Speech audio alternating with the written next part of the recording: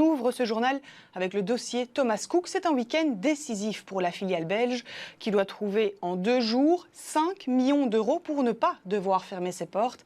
Alors on retrouve notre journaliste Aurélie Van Welt. Bonsoir Aurélie. Si cette somme n'est pas réunie, ce sont donc 500 emplois qui sont menacés, Aurélie.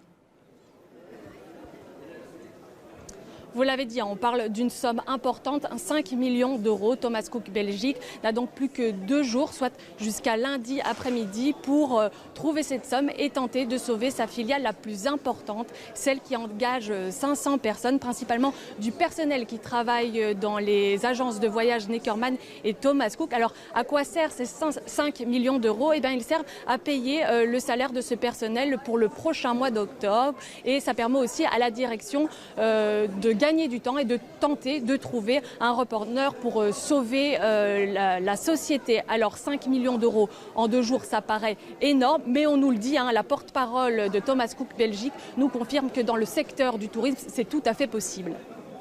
Oui, alors le week-end s'annonce aussi chargé en termes de rapatriement, car ce sont plus de 4000 voyageurs qui devraient être rapatriés ces jours-ci.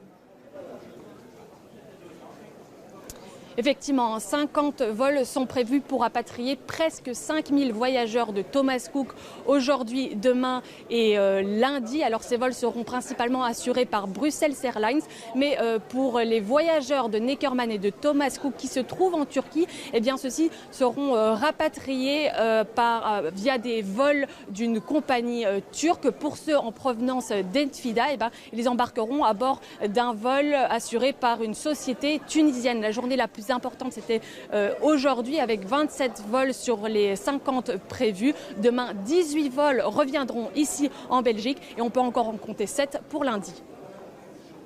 Eh bien, merci Aurélie Van Welt pour toutes ces précisions en direct de l'aéroport de Zaventem.